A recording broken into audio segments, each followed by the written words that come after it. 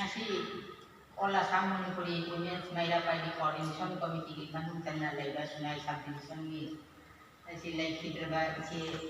Sabitri matam sangna koi Mayra ki president oina pubiramba la hokhiba March ki tang 16 numita mahaki anaba magina aidi mahakse laikhidre mahaki laikhidabagi maram oiduna koi sungai subdivision na koi maki atma santi tamaka mayam punamak ini kamukan kepalaga maki tamaka koi soju kaya di macam jing andai nabagi tamaka mayam ini kamukan mayam